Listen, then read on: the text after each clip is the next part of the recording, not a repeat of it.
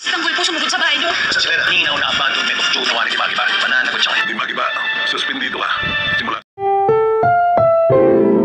Ang programang ito ay rated SPG, striktong patnubay at gabay ng magulang ang kailangan. Isang malaking katangahan nga ang ginawa ni Lena na magpahulog sa hagdan para lang idiin si Tanggol.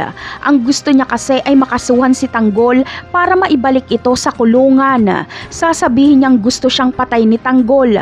Ang hindi alam ni Lena na dahil sa ginawa niyang ito ay masususpindi si Rigor at makakasuhan pa. Agad kasing pupunta si Rigor sa ospital at iiwan niya ang kanyang duty.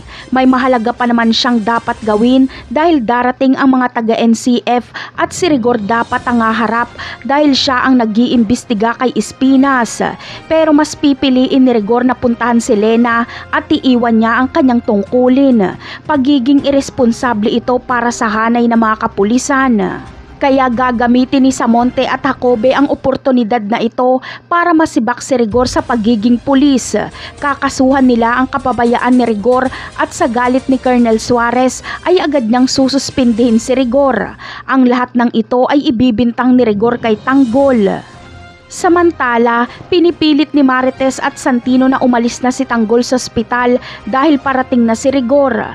Pero ayon kay Tanggol ay handa raw siyang harapin si Rigor at papatunayan niya dito na wala siyang kasalanan.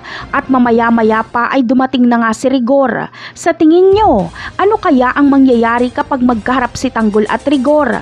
Yan ang aabangan natin sa mga susunod na episode. Paalam!